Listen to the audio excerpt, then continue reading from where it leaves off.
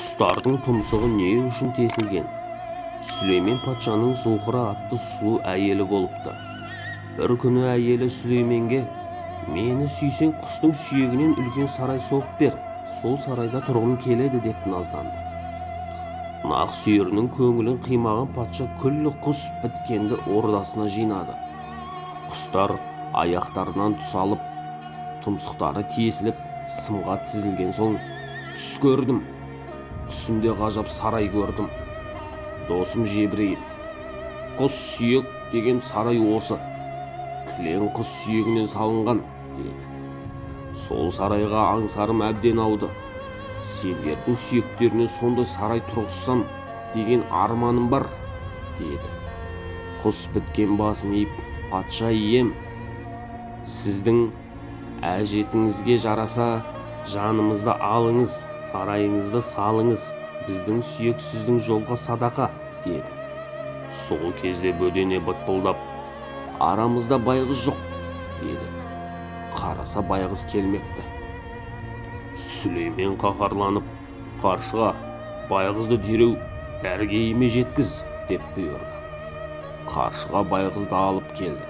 Патша оған: «Шақырғанда неге келмейсің?» деп ақырды. Байғыз басын шайқап: «Тақсыр, ой үстінде әміріңізді естімей қалдым» деп жауап берді. «Патшаның әмірінен күшті қандай ой? Дүниеде жазық көп пе, төбе көп пе?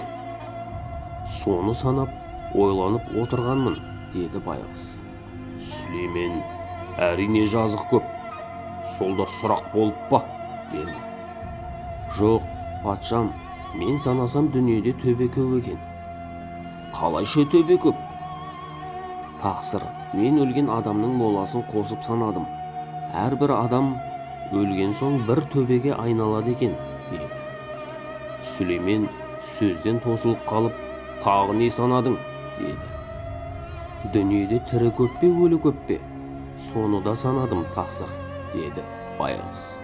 Сүлеймен: «Әрине тірі көп» деді. «Жоқ, тақсыр, қанша санасам да өліден тірінің саны аспады». «Қалайша?» «Мен күн шыққанша ұйықтайтын адамдарды да өліге қостым» деді. Сүлеймен бұл жолы да сөзден тосылды. «Тағы нең бар санаған?» деді. «Дүниеде еркек көп пе, әйел көп пе? Соны да санадым» деді. Сүлеймен жалт қарап: «Я, кімдер көп екен?» деп сұрады. «Әйел көп» деді. «Қалайша?» «Әйелінің тілін алатын еркектерді де мен әйел санатына қостым» деді. Сөз төркінін түсінген Сүлеймен патша қателігін түсініп құстарды босатты.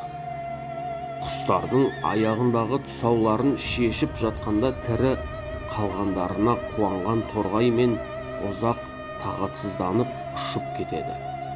Аяқтарына байланған тұсаулары толық шешілмегендіктен олар әлі күнге дейін секеңдеп жүреді екен.